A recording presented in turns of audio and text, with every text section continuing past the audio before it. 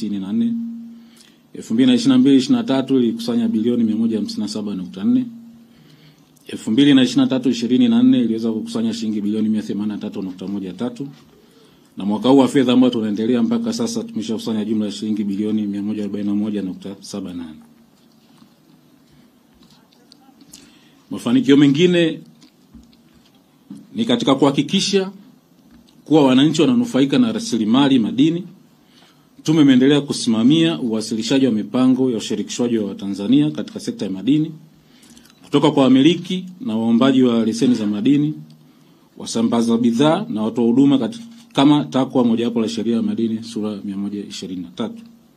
Katika kipindi tajwa, jumla ya mipango 1076 ya ushirikishwaji wa Tanzania katika sekta ya madini ilipokelewa na kufanyiwa uchambuzi, ambapo mipango 1047 ilikidhi vigezo na kuidhinishwa.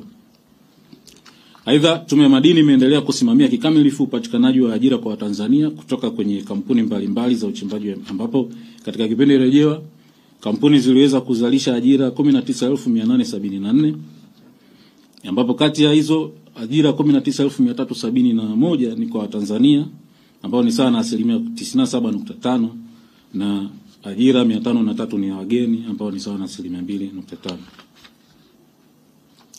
Vile vile jumla ya bidhaa zenye thamani ya dola za Kimarekani bilioni 3.8 ziliuzwa na kusambazwa migodini, ambapo kati ya bidhaa hizo kampuni za Tanzania zilifanikiwa kuuza bidhaa zenye thamani ya dola za Kimarekani bilioni 3.46 sawa na 91.68.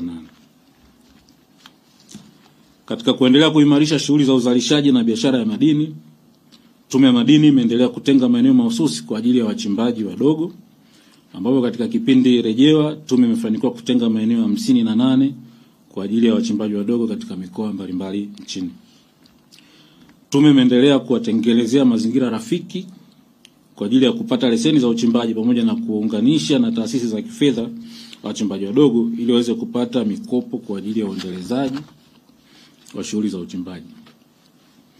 Vile vile Tume ya Madini kwa kushirikiana na Taasisi ya Jiolojia Tanzania GST imeendelea kufanya tafiti mbalimbali katika maeneo ili kuwawezesha wachimbaji wadogo kupata taarifa sahihi za uwepo wa rasilimali madini na kufanya uchimbaji wenye tija.